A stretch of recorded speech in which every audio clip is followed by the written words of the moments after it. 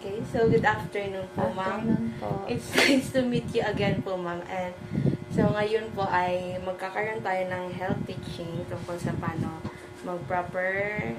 paano ang proper handling and managing pag mayroon ka pong PCOS. Ang title ng ating presentation is A Healthier You, Living Better Through a Simple Guide into Managing PCOS. Okay, so first, learning objectives is to identify where PCOS grows in the reproductive system, and then distinguish and describe the common signs and symptoms, kung ano po yung mga possible na maramdaman ng body niyo kapag meron kayong PCOS, and the causes and risk factors, and then recognize potential complications when PCOS is not managed well, and learn the proper management and prevention strategies. Also, i-introduce ko po sa inyo kung ano yung mga foods na dapat kainin and yung mga dapat nyo pang iwasan. Okay.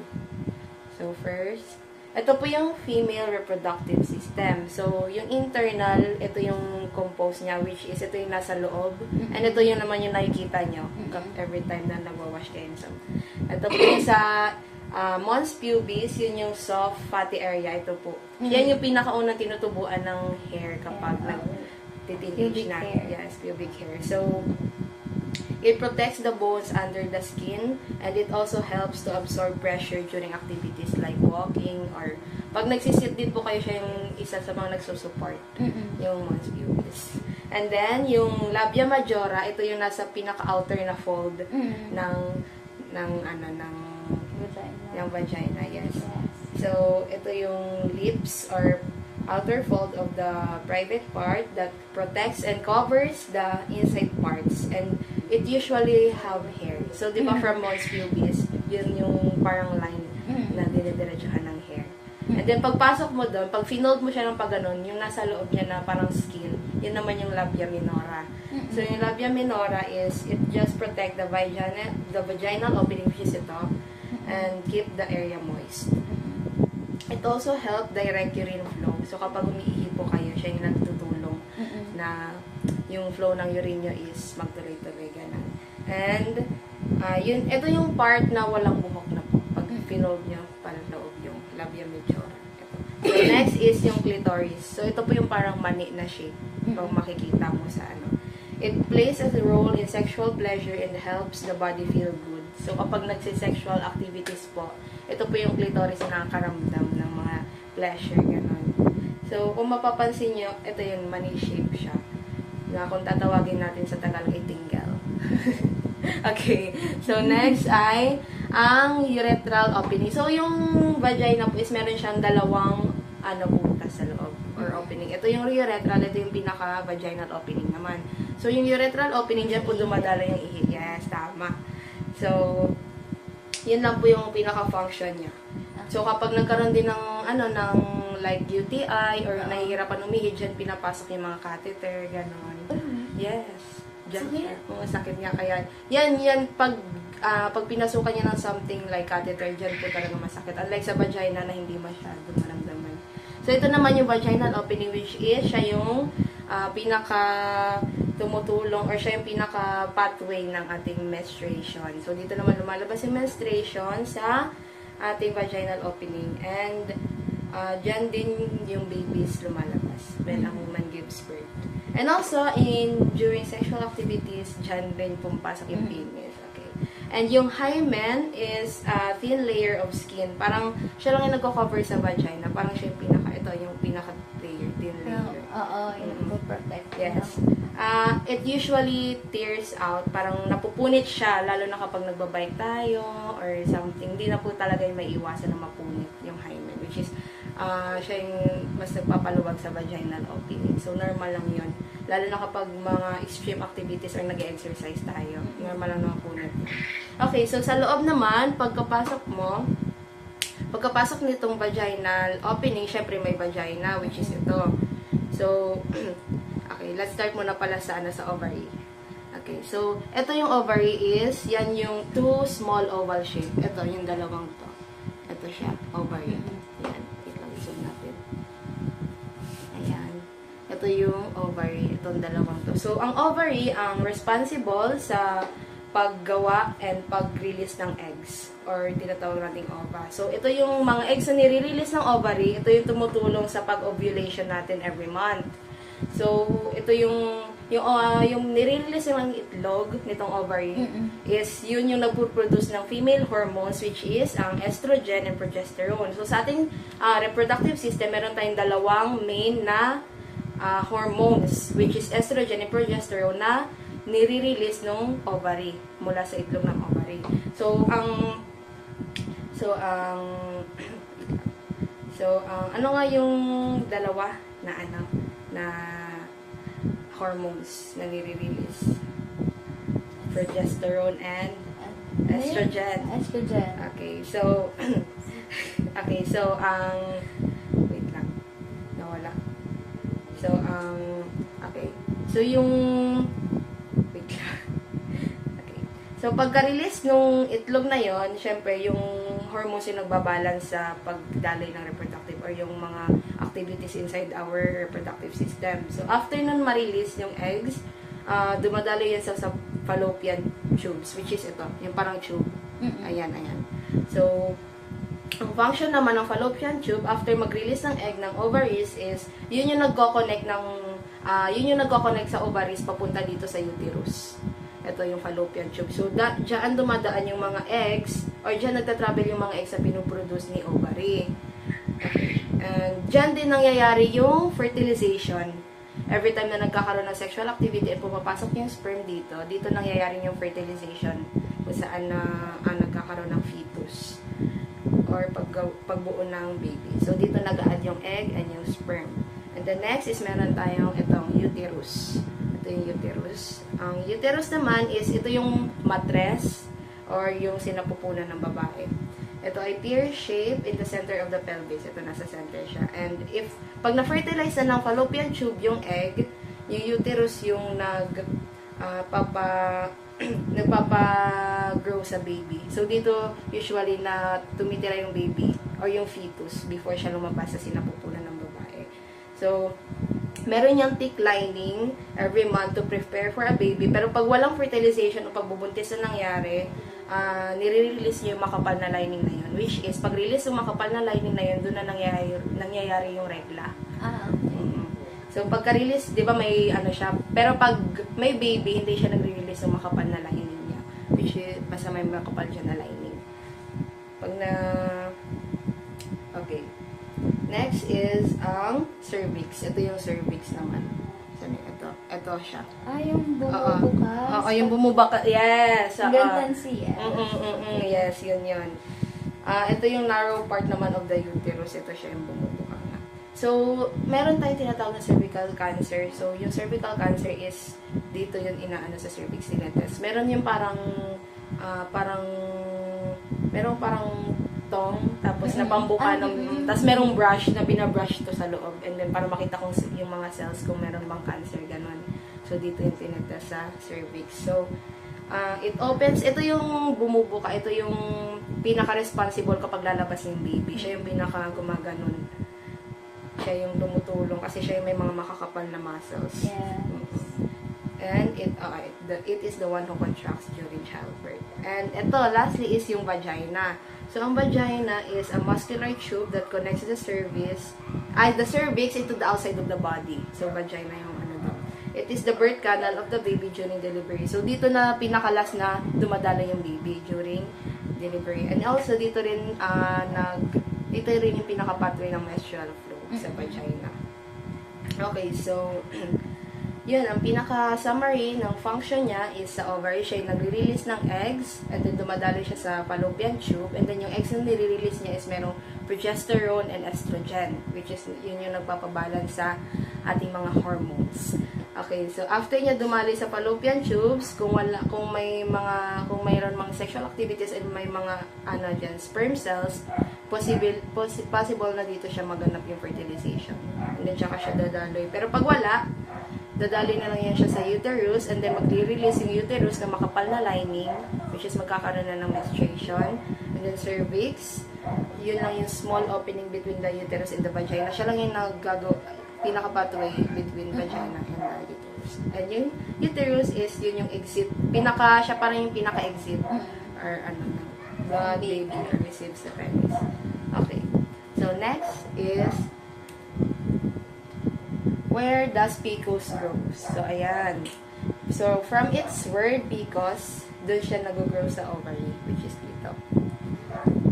So, let's define PCOS. So, polycystic ovary syndrome or PCOS is a problem with the hormones that happens during the reproductive years. So, ang PCOS, dahil sa hormonal imbalance, lalo na kung mataas yung, lalo na kung nag-release yung body mo ng androgen, which is pang male, which is pang male hormone yun. And hindi yun regular na lumalabas sa babae. That's why nagkakaroon siya ng mga small cysts. Sa halip na, sa halip na follicle, di ba nagre-release yung ovary ng eggs. So kapag hindi naging mature yung mga eggs na yun, doon nagkakaroon ng cyst. Nagiging cyst siya hanggang sa dumami siya. And hanggang sa maharangan niya na yung yun yung nagkakos kung bakit hindi ka nagkakaroon ng regular menstruation, ganon, dahil dun sa mga cyst na naipon na hindi naging mature. Kasi normally dapat maging mature yung mga cyst na yun, which is sasama siya sa daloy ng menstruation, palabas ng body.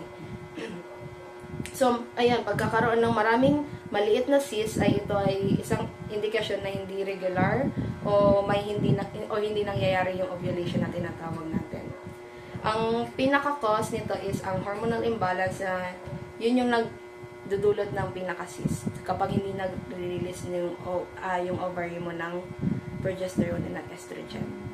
So, yung progesterone na hormones na sinasabi ko is yun yung hormone na tumutulong sa pag-prepare sa uterus for pregnancy, and also it keeps the body healthy. Yung progesterone, yun din yung tumutulong sa pag-produce ng regla, yung progesterone. That's why kapag hindi nag-produce yung ovary mo, yung eggs na yon ng progesterone, sa halip ay male hormones yung nire-release niya, which is yung androgen. So, kapag hindi siya nag-release ng progesterone, hindi rin posible na magkaroon ka ng regla. Okay. Kaya irregular na yung magiging menstruation. Oo. Tapos yung nire-release yung eggs, kaya di ba nagre-release na siya ng eggs? Yung eggs na yan, wala ng progesterone. Hindi siya magiging mature. Hindi siya magiging mature na eggs. Magiging cyst lang siya sa loob ng ovaries mo. And ang estrogen naman is yun yung nagde-develop and nagko-control sa female body, especially sa reproductive system, especially during puberty and menstrual cycle. Yun tumutulong din siya. So, ayan. Ang relation naman ng PCOS sa menstrual irregularities ay it causes hormonal imbalance, which is yun nga, hindi naman nagre-release yung ovary mo, ay yung ova mo or yung eggs mo ng progesterone. Nagkakause ng hormonal imbalance, especially with higher levels of androgen or male hormones and lower levels of progesterones. Ayun. Because of this, the ovaries often do not release an egg regularly or no ovulation na, which leads to missed, delayed, or irregular periods. So, yun. Dahil sa mga cysts na yun, sometimes may causes din na yung ovaries hindi na siya nakakapag-release ng eggs, which is yun yung ovulation. Infertility na yung nangyayari. Ayun. So, next is, let's talk about the signs and symptoms. So, kung based sa interview ko sa'yo, na mga naranasan mo rin itong mga signs and symptoms na to, which is irregular period dahil hindi na na-fertilize yung egg. So, ayun, meron kang delayed, missed, or no periods at all. And also, acne or oily skin due to hormonal imbalance and skin tags, excess hair growth, especially on the face, chest, or stomach. And then, weight gain or difficulty losing weight. And then, meron ding hair thinning or hair loss. And then, dark skin patches, especially on the neck, armpits, or groin. And difficulty getting pregnant. Yan yung mga signs and symptoms. So, ayan.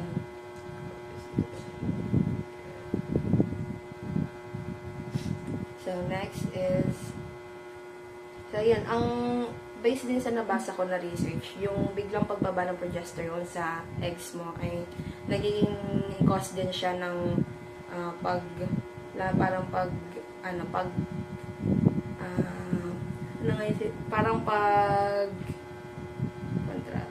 pag-contract ng dalayan ng dugo sa lining ng matres. Ito yung nagpapahina ng lining ng matres.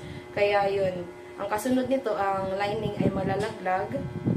Wait lang. So, kapag yung progesterone, di ba? Yung progesterone yung tumutulong sa lining sa uterus mo na mapahina siya para malaglag, para maano yung mga menstruation, ganun, para mangyari yung menstruation. So, kapag hindi ganun karaming nare-release sa progesterone, so, wala rin nagpapahina dun sa lining na yon. Okay. Which is, kaya ayun, hindi na siya nagkakaroon ng menstruation. Kaya, kasi nga, hindi nagre-release ng progesterone yung ovary mo. So, ayun, merong possibility na delayed, ganon. So, kung kailan lang talaga mag-release ng progesterone yung ovary mo, doon lang nangyayari. Pero if nga block nga siya ng mga cyst, hindi. Hindi rin, ganon. So, ito yung mga diagnostic test na pwedeng mag-determine sa PCOS. Yung pwedeng mong gawin pag if ever magpapacheck up ka. Pero, meron pelvic ultrasound. So, ito yung tinitingnan yung ovaries mo and check if there are any, kung ilan na ba yung cyst doon, kung marami na ba, ganon. And pwede ka rin magpa-blood test to check the hormone levels like androgen, estrogen, and progesterone. Pag mataas ang androgen, it means mataas din ang chance na magkaroon ka ng cyst, yes, ng PCOS, yes. Ito rin yung isa sa pinaka-cause ng PCOS. So, pwede mo siya ma-determine kung high chance pag mataas ang androgen mo.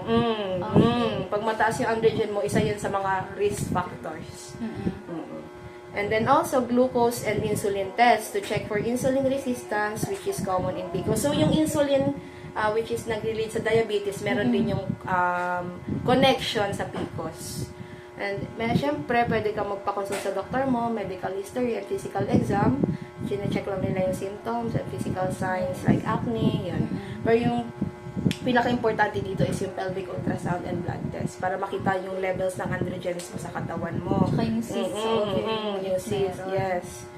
Kaso nga, it will take a lot of money. Ito yung i-introduce ko sa iyo yung normal na ovary and yung polycystic ovary. So, ito, di ba? Yung gaya ng sinabi ko sa iyo kanina, maraming immature na follicles which is ito yung mga eggs.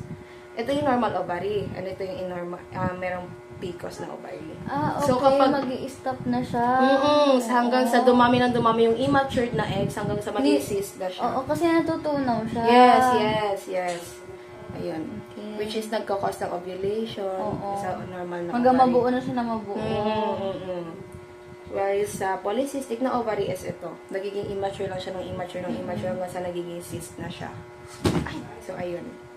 Yun yung pinagkaiba ng normal ovary sa polycystic na ovary. Yes. Ayan development stop. Oo. Mag-i-stop na siya. Yes. So, ayun. Okay. So, next ay possible causes and ang risk factors. So, unahin natin yung possible causes. So, ang mga possible causes ay hormonal imbalance. Yun na nga yung PCOS often have higher levels of androgens or male hormones na hindi dapat niyan mahanap sa katawan mo, and which interferes with the ovulations. So, ayun, pinaharangan niya yung pag-ovulate ng eggs mo. And also, chronic low-grade inflammation. So, chronic low-grade, when we say chronic low-grade inflammation, it is when the body has a small amount but constant level of inflammation happening inside, even there is no infection or obvious sickness. Pero, ito yung sa chronic low-grade inflammation is, meron ng inflammation na nangyayari sa loob ng katawan mo, or infection, pero hindi mo siya mararamdaman physically. Walang signs, walang asymptomatic ka, ganun. Isa yun sa possible causes. Wala kang mararamdaman na kahit ano, parang normal lang. Pero yun pala, sa loob ng katawan mo, meron na may nangyayari ng ano. Ito ay yung tuloy-tuloy na pamamaga sa loob ng katawan na maaari ding magpataas ng hormones na which is ang androgen. Pero wala siyang signs. Hindi mo siya mararamdaman. And also genetics. If your mother, sister, or close relatives have it, you may have a higher risk. So if ever may history yung mother mo na irregular din menstruation or anything regarding sa reproductive system niya, isa rin yan sa magiging factor na baka ikaw rin ay magkaroon.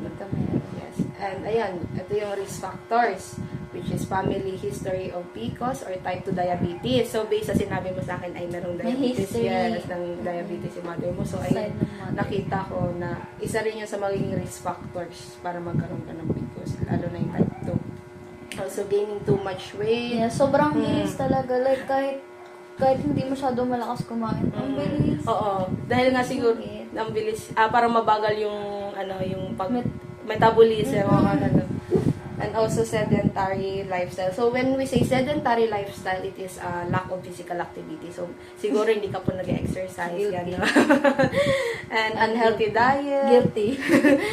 Ayun. Tapos, syempre, stress and poor sleep. Kaya dapat Dalawa po, lang, hindi ko kaya makontrol dyan. kaya dapat po talaga ay, fokusan natin tong mga risk factors na to para mas mapabagal yung pag-progress ng PCOS, yung risk. So, bakit nga ba? So, kung matatanong mo, bakit naapektuhan ng diabetes yung PCOS?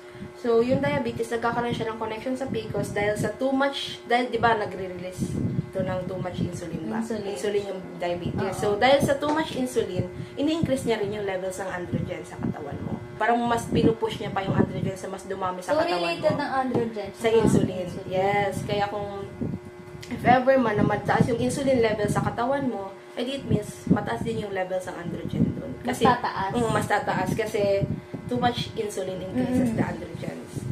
High insulin level stimulates the ovary to make more androgens.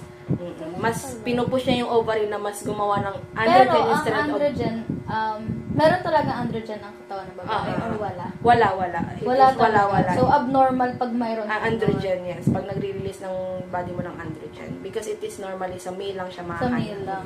So, ayun, pag may high insulin level ka, mas pinupush niya pa yung ovary mo na mas gumawa pa ng androgen na hormones. Instead of progesterone and estrogen.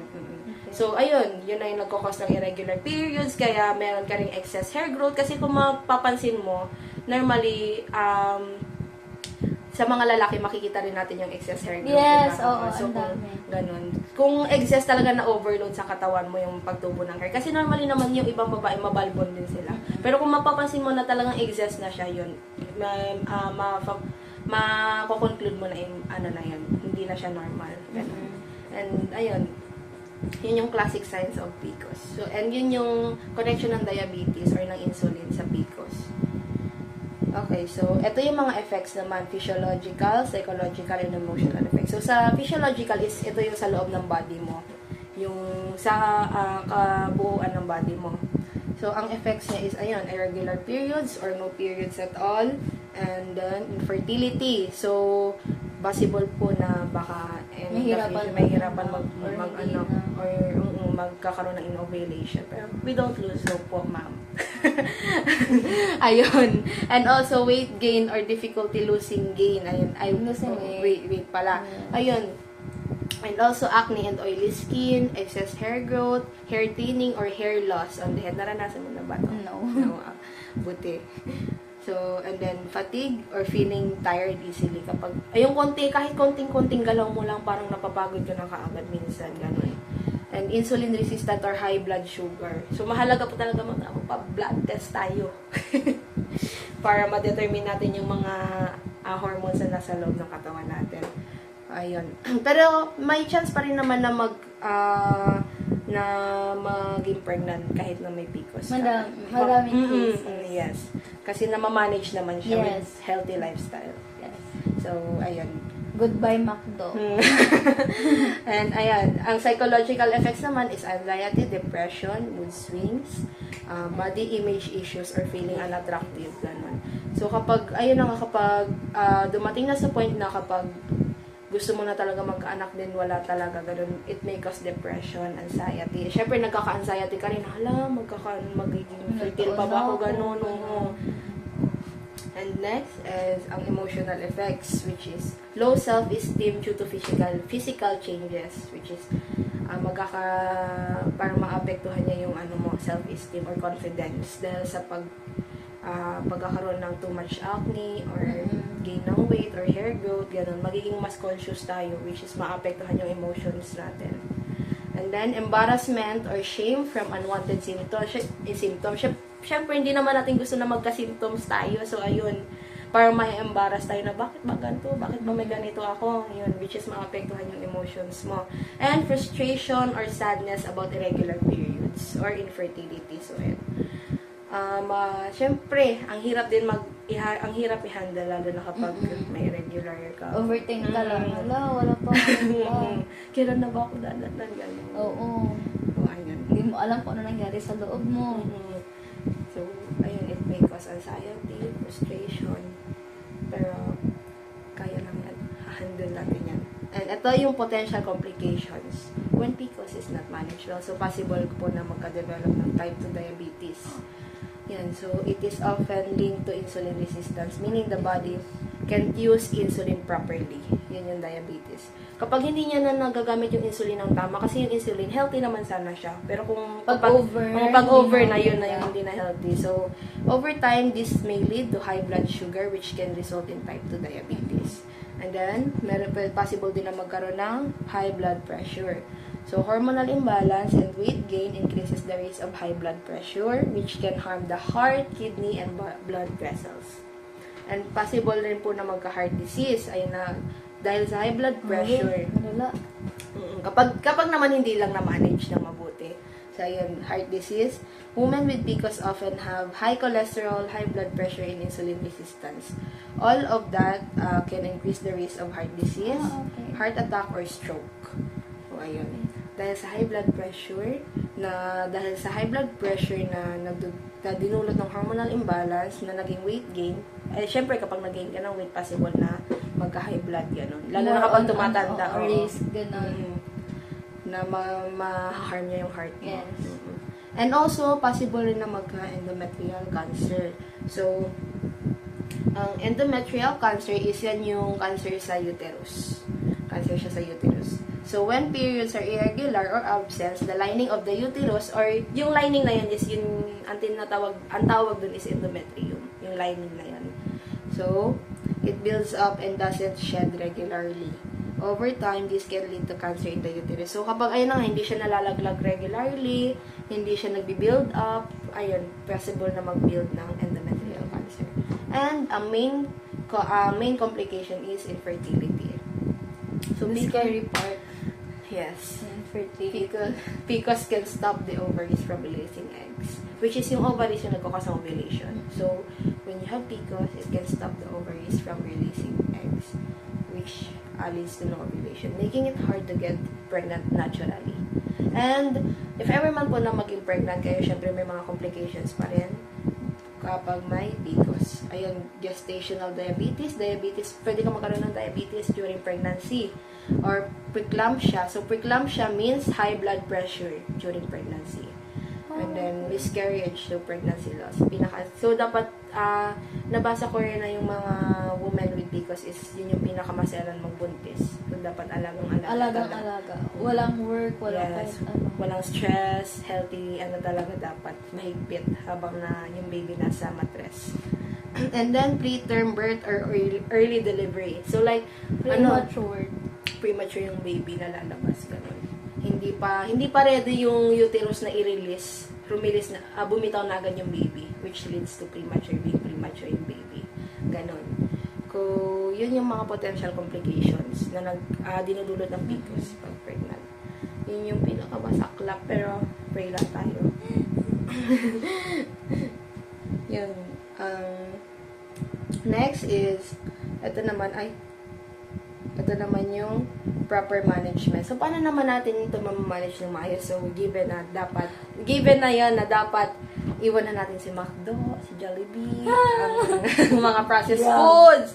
Dapat ay mag-start na tayo. Siyempre, mahirap talaga. Lalo na kapag nakasanayan na natin. So, pero kailangan natin pilitin na kumain ng balanced, healthy diet. Choose high-fiber foods. So, yung mga high-fiber foods is yung vegetables, fruits, oats, and whole grains. So, dapat focus tayo sa mga green leafy na vegetables. Lettuce, cabbage, gano'n. Yes, masarap talaga, di ba? Pwede naman pa rin kumain ng, ng McDo, pero konti lang. Oo. Mga isang leg lang. Isang leg lang. Or ano lang, yung laman lang, wag na yung skin. Wag na. And then, exercise regularly. So, pwede naman na dahan-dahan lang. Aim for at least 30 minutes. Kahit 30 minutes lang of activity 5 days a week. Kahit na hindi na araw-araw. yan, di ba? Mag-PE na. Pwede, yung pinaka-effective talaga is walking. Yun yung pinaka-effective na physical activity. Walking. Dancing or biking. So, if mapapansin mo, wala siyang running kasi yung running medyo intense siya and medyo impossible siya na ma-attain. Kasi syempre, kapag may PCOS ka, mabilis ka mapagod. So, mas preferably talaga na light lang yung activities mo. Like walking lang, dancing. And also get enough sleep. Aim for 7 to 9 hours of quality sleep every night. Ano pag 5 oras lang? Hindi yan counted. Dapat 7. Ayun, iwas na tayo sa pagpupuyat. And also, dapat minamanage natin yung stress. Ayan, manage stress. Practice relaxation activities like kahit ano lang, deep breaths, or journaling, or prayer, ganon. And then, visit your doctor regularly. So, dapat mahalaga rin na magpa-check up tayo. So, ito yung ayan siya. Improving PCOS naturally. Improving PCOS fertility naturally. So, paano natin siya na walang tinitake na medication, walang tinitake na supplements. So, ayan, makaka-help talaga to kapag in-apply natin to. Pwede rin, ito, supplement for egg quality. Pwede ka mag-take ng supplements, basta FDA approved. And then, exercise regularly, increase protein and fiber, eat more plant foods, and then eat at regular times and slow down eating. Okay. So, syempre hindi na tayo dapat kumakain kapag matutulog na tayo kasi mahihirapan na mag-digest. And then increase rest, sleep, and recovery. And then avoid ages, excess sugar, alcohol, and also mag-fasting for at least 16 hours. For at least 16 hours. Okay, so ito naman, lifestyle modifications in nutrition and diet. So, ito po, nag-include ako ng mga diets, foods to avoid. Sugar, ayan, sugar, wag yung mga, syempre, kasama na rito yung mga natural sugars. Grabe, parang pag i-follow mo talaga yun, parang mawawala yung wala ka na, makakainin ko, di gulay lang. Healthy living ka na talaga, hinay-hinay lang, wag. Halos lahat ng masasarap nandito. Oo, wala yung nang processed hot dogs, walang diba? Coke float, walang Coke. Ayan, desserts, dry. Makapag-ipon na ako. Andiyan na, ano na lang, magtanim na lang ng gulay. Di ba mas makakatipid ka na, tapos healthy ka pa, Ayan, bawal din yung high carbohydrate. Hindi naman siya bawal, pero i-avoid lang. Yung pasta, breads. Yung breads is white breads. Pero yung mga whole grain naman na breads or yung color brown, yung grain na bread, pwede yun. And then cereal, baked goods, and then processed foods, white potatoes. And then gluten. Ayun. Bawal sa mga matataas yung harina ng mga pagkain. Shout out, Char. Beer, pastries, granola, and then... Parang walang granola? Akala ko healthy ang granola. Siguro yung mga matataas, syempre may makikita naman tayo, diba, sa packaging minsan ng granola na low gluten, yun na lang yung kunin natin. Yung mga healthy, Akala ko gluten. Ayan, breakfast cereal, sauces and gravies, and then dairy. Oh my God, Iwas din sa dairy. Yes, me too. Pero ayun, rin siya. Tofu! Soy milk! Bawal yung soy milk. Akala ko kasi more on, organic or yung mga Siguro yung vegetable. Siguro yung soy milk, pag sobra lang siguro. Kasi sabi naman, avoid ng too much. Pero okay naman siya sa, healthy naman siya, pero wag lang yung sobra. Canola oil, bawal din pala. Sunflower oil, mas prefer na coconut oil, pinaka-healthy. Coconut oil ang pinaka-healthy, yes. And then processed meat, so given na yan, wag na yung mga hotdog, deli meats, and then conventional bacon, or yung mga processed. Sarap, no? Parang pag talaga finalo mo yun, bulungkot ka na sa buhay mo. Parang tutulala ka na lang, tama ba ba ang decision? Wala na pag nasanay. Pero, I think naman if sanahin mo talaga, okay na din. It's for your own good. Yes. So, naman yan, avoid lang. Iniiwasan lang. Pero okay pa rin naman Little by paminsan-minsan. little. Yes. Hindi naman yung iiwasan mo na agad, gano'n. konti ano lang. Simple steps. And then, ito. Yung mga avoided. And then, low-fat dairy pala yung inaalaw lang. pwede. Low-fat dairy. Low-fat fresh milk. Yes. Ganon. Basta low-fat siya. And then, ito yung avoided. Mga saturated fats, moderate alcohol, salty foods, processed foods, and fried foods. So, ito, high fiber, vitamins, and antioxidants. So, yung pwede tayo mag-detox. Yung mga juices, gano'n. Mga carrot juice, mga dahon-dahon dyan, pwede pakuluan. Bibili ko na yung carrot juice ng EU. Wow! Tsaka yung kalamansi pang detox. Ayan, they help manage the blood sugar and support weight control. And then, it provide healthy fats, protein, and fiber. They improve satiety and promote hormonal health. So, pag pinalo natin to possible na baka maging balance yung hormones natin ulit sa katawan.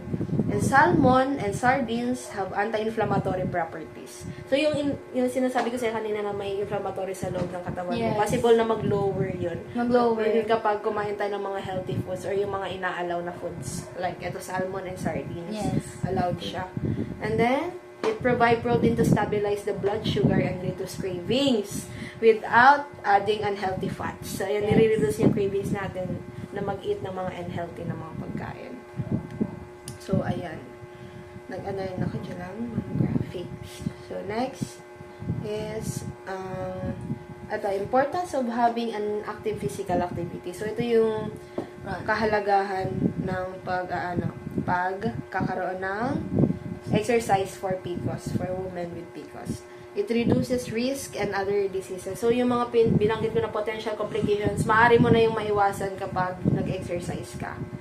And increase endorphin levels, improve insulin, weight management, and regulates ovulation. And also, pinapababa nito, syempre, yung pinakauna is yung fat sa katawan natin.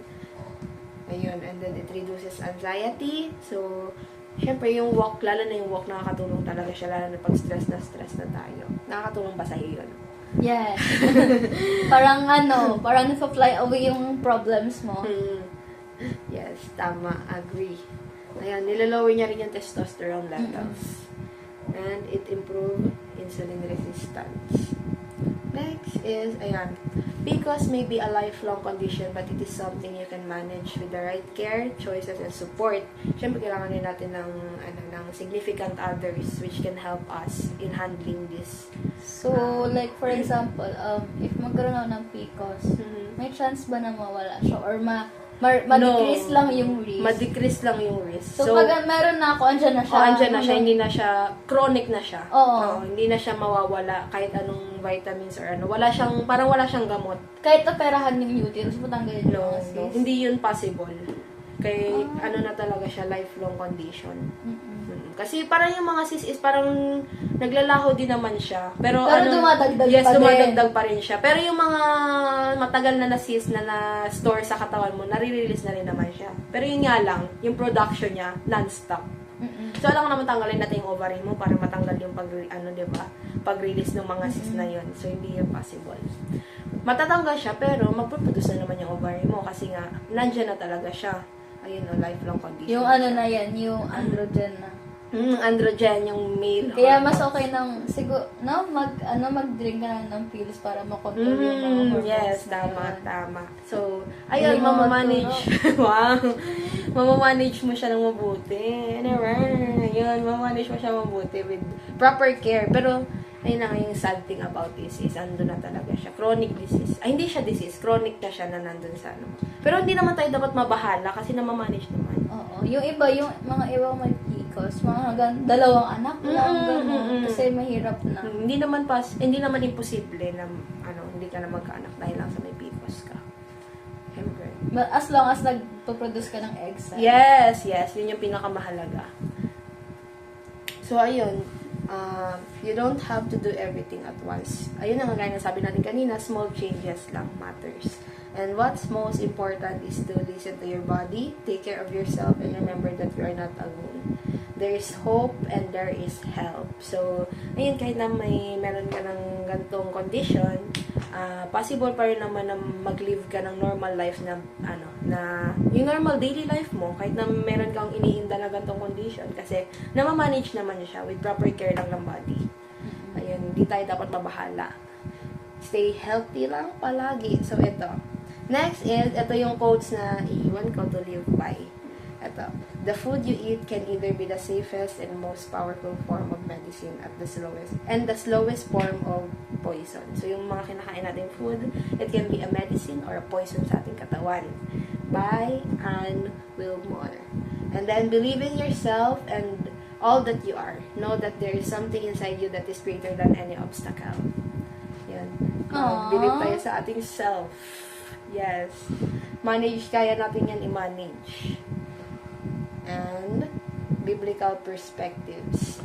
A joyful heart is good medicine, but a crushed spirit, yan yung common na Bible verse na iniwan sa atin. So, dapat positive lang tayo palagi. In-attract natin dapat yung positive energies. Huwag tayo mag-stay negative. Kasi syempre, pag negative na kami nararamdaman sa katawan, negative pa yung mindset natin. And iwas-iwas tayo sa negativity. And, eto, for I will restore health to you and heal you of your wounds, says the Lord. So, we don't lose hope. Kaya natin to. By, makikita natin siya sa Jeremiah 30, verse 17. With Lord, there's nothing impossible talaga. Ayan, for I will restore health. So, ayun, thank you po sa pakikinig. Thank you. Sobrang dami ko natutunan. That's all, and God bless po palagi. Thank you so much po. Okay. Thank you, ma'am.